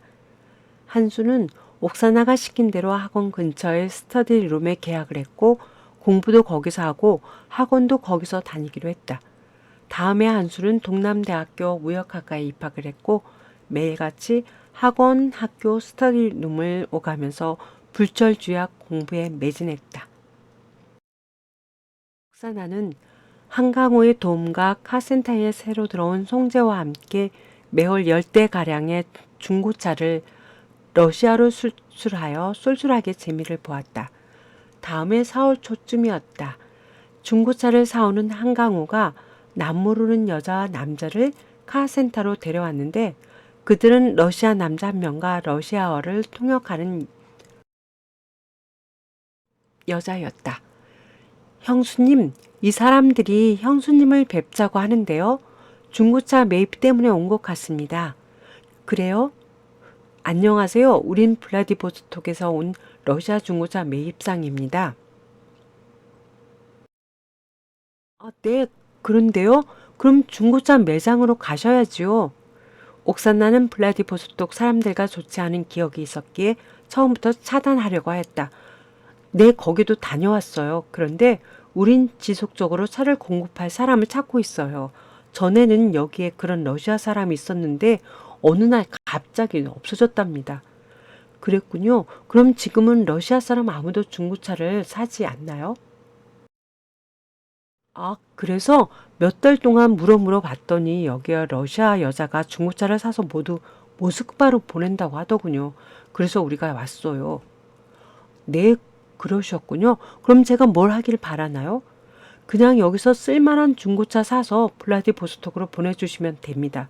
즉시 현금 거래를 하겠어요.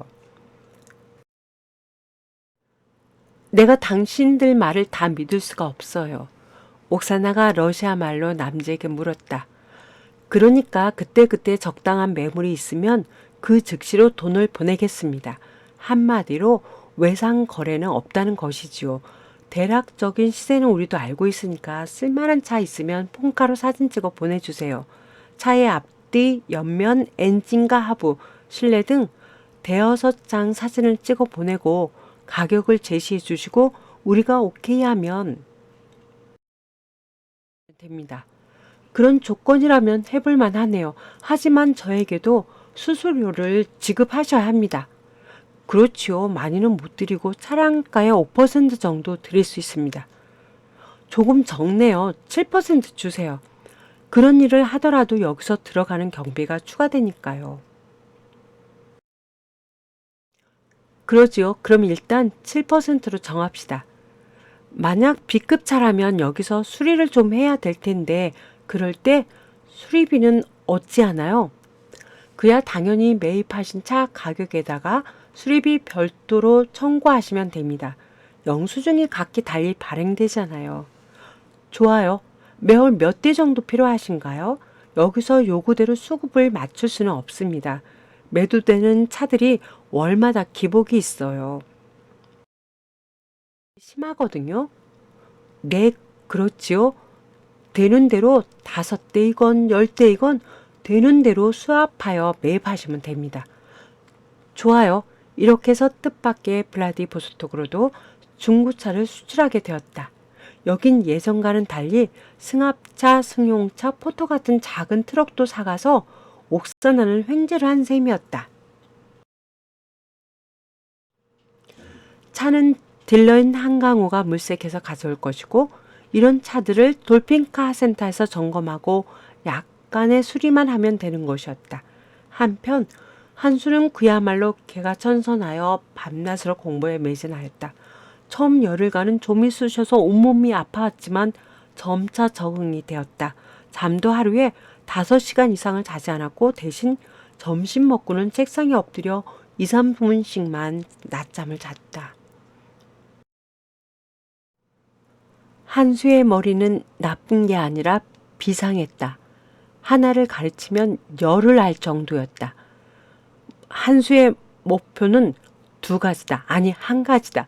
무역사 자격증을 따서 옥사나와 결혼하는 것이다.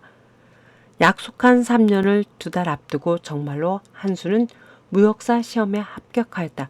드디어 그 어렵다 하는 무역사 자격증을 한수는 갖게 된 것이었다. 둘은 너무 기뻐서 얼싸안고 기쁨의 눈물을 흘렸다. 그리고 정확히 합격한 날로부터 82일째 되는 날이었다.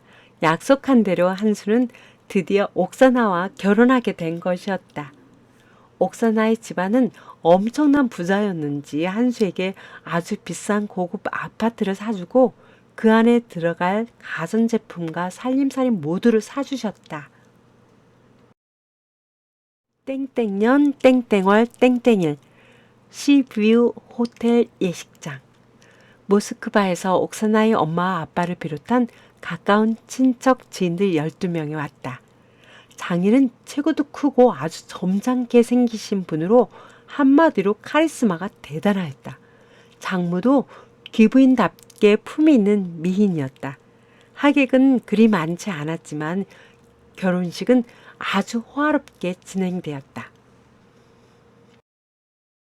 형, 결혼 축하해. 그런데 형, 왜? 장인 되시는 분 있잖아. 굉장히 높은 사람인 것 같아. 주변 사람들이 굽신거리는데 얼핏 들으니 영어로 제너럴이라고 호칭하는 것을 들었어. 제너럴이면 스타급 장군인데. 그랬어? 나도 몰라. 옥사나가 구체적으로 말 안 해. 그냥 공무원이라고만 했어. 사실 그랬다. 옥사나는 지금까지도 아빠의 직업을 말하지 않고 그저 공무원이라고 말하면서 귀족 가문이라고만 말했다. 그러나 사실은 옥사나의 아빠는 러시아 육군 장군 3스타로 상장이라는 계급인데 우리나라 계급으로는 중장이었다. 옥사나 아빠에게 제너럴이라고 호칭을 붙인 사람은 경원으로 데려온 2명의 남자였다.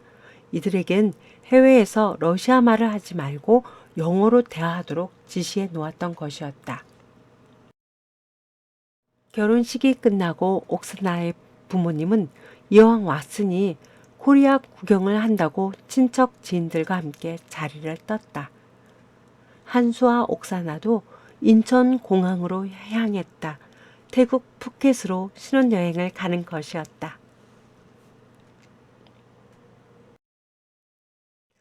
좋아요, 구독 눌러주시면 더 좋은 작품으로 낭독해 드리겠습니다.